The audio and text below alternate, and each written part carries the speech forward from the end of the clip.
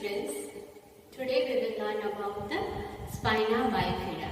Spina bifida is a congenital anomaly that is present at birth. It is also known as neural tube defect, and this is most common congenital anomalies that is found in the baby. So, spina bifida is malformation of the spine in which posterior portion of the lamina of vertebrae fails to close during embryonic development. So in this condition what happens is, in the vertebrae we know that there is lamina. So this lamina, the posterior portion of that remains open, and from this opening the CSF fluid, cerebrospinal fluid, meninges and the spinal cord comes out. Okay, so the small pouch behind the back, on the back we can see, that is visible at birth. So it is found 1 to 5 per 1000 live birth, and the cause etiology is unknown, or we can say idiopathic. We do not know why it occurs. But the risk factors, or we can say that the contributing factors are: first, the poor nutrition of the mother. Okay, during the pregnancy, if the mother lacks zinc or vitamins or folate or the folic acid deficiency, then this disease condition can arise. Then the maternal age. If the mother is about 35 years of age and she becomes pregnant, then also this condition can arise. Then pregnancy history. In that, when the woman, those who proceed the pregnancy immediately after the miscarriage, there is miscarriage and immediately she conceives, then there is chance for this disease condition. Then when there is maternal exposure of the radiation, or we can say that when the mother is exposed to drug, alcohol and so on. Then also when there is chromosomal abnormality. In that, trisomy of 13 and 15 chromosome is found. Then the birth order. In that, firstborn is at the high risk. Then in the low socio-economic condition, this condition is more found. Then the main cause is failure of the fusion of the vertebral arches during 4 to 6 weeks of the embryogenesis. We know that during 4 to 6 weeks of pregnancy, mostly all the organs are formed. So here also, when there is failure of the fusion of the vertebral arches, then this condition is found. Okay, before we go to the types, we will just see the anatomy. Already you have learned the spinal cord and its structure, correct? So, the spinal cord and the brain, both is surrounded by the CSF fluid. CSF is cerebrospinal fluid and also the meninges. So what is the function of that?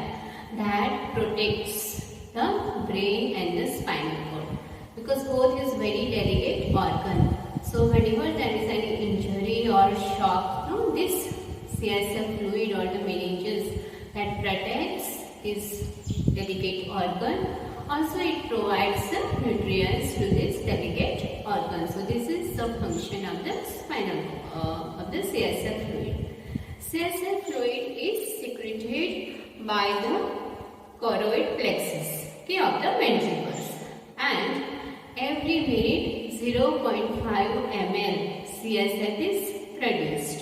So in a day 720 ml it is produced, but it gets absorbed and it remains constant, continuous, only 120 ml. So only 120 ml CSF cerebrospinal fluid is circulated, and rest all is absorbed by the arachnoid pili. Okay, so this is the anatomy of this structure.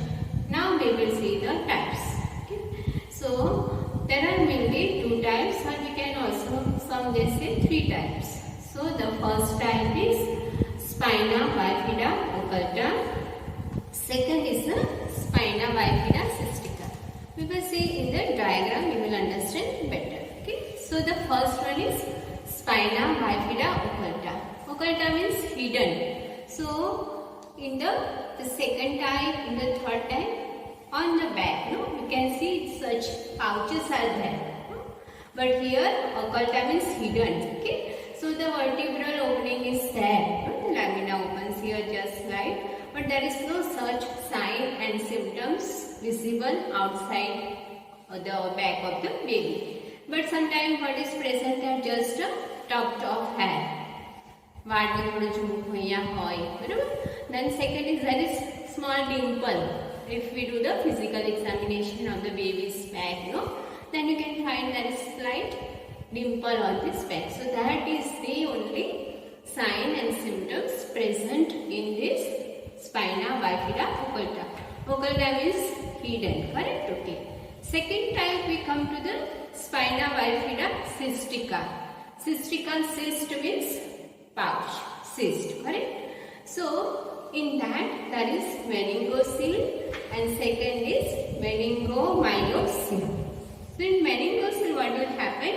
Through the opening, opening of the vertebrae, the lamina, posterior part of the lamina, it remains open. From that, the CSF fluid comes out as well as the meninges also come out. So in this pouch, there is no spinal cord. The nerves are intact inside, safe. Okay, so it is less severe here. But in the third type, meningomyocele.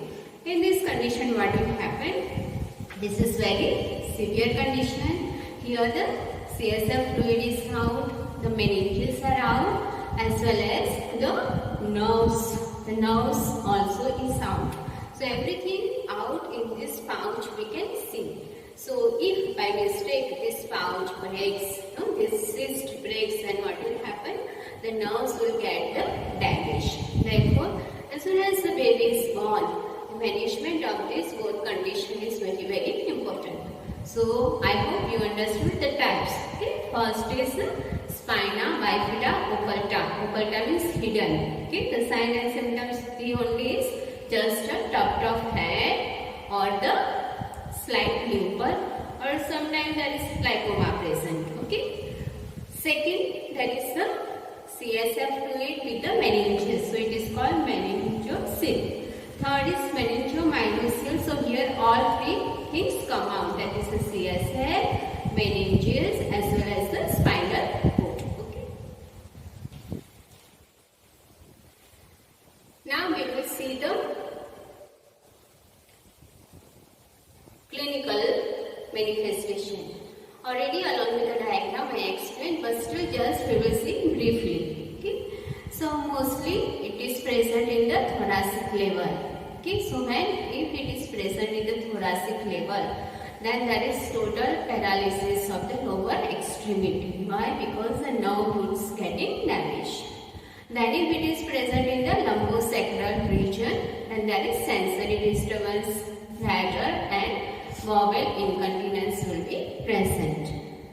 Then there can be clubfoot, scoliosis, dislocated of the hip contracture, all these can be present.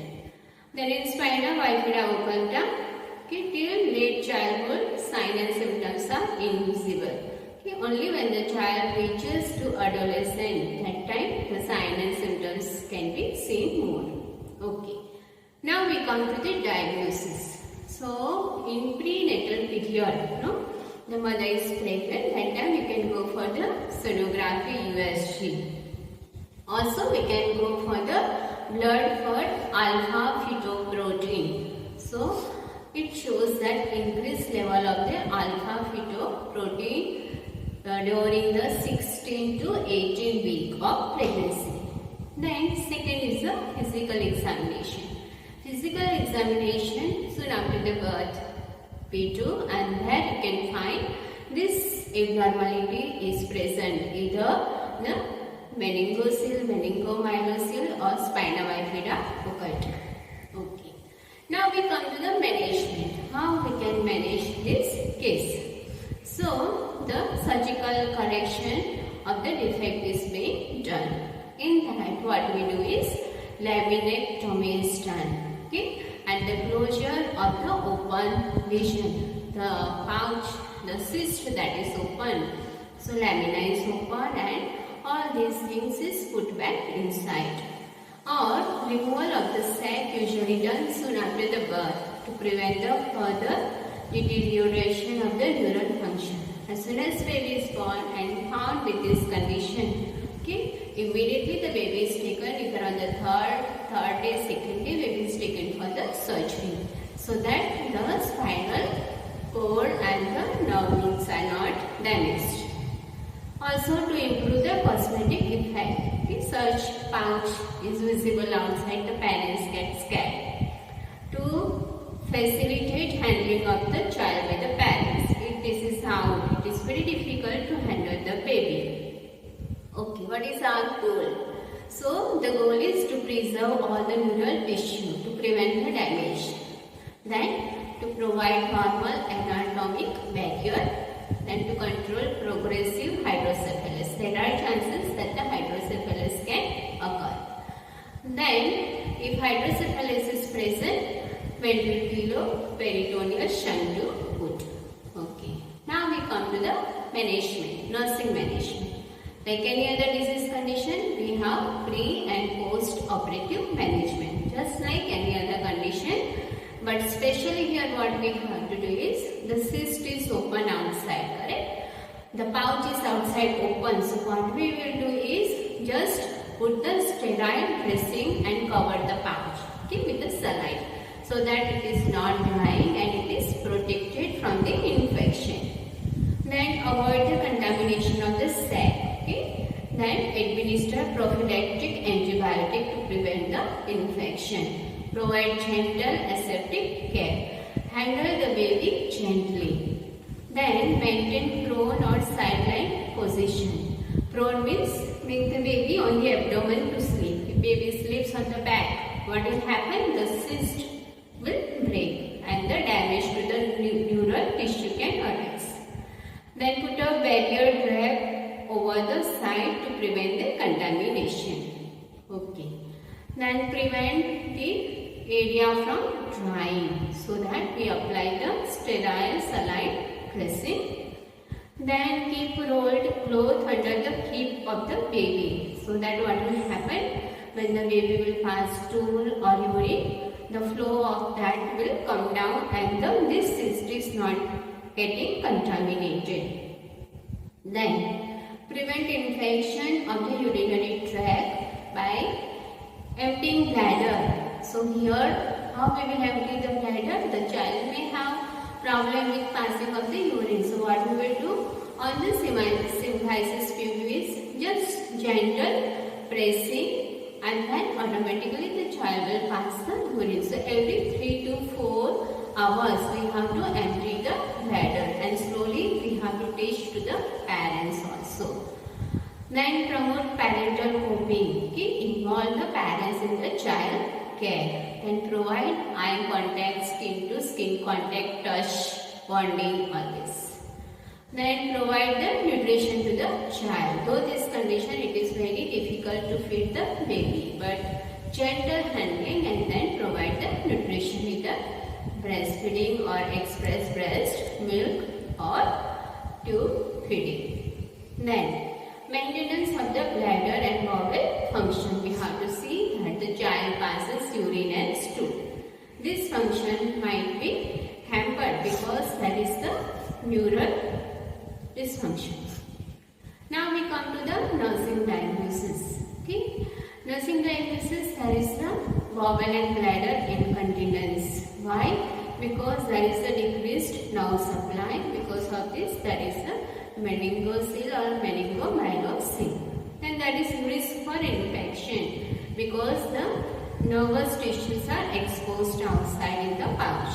The risk for injury related to the nervous tissue open at birth. Then risk for orthopedic injury because motor and sensory dysfunction can be there.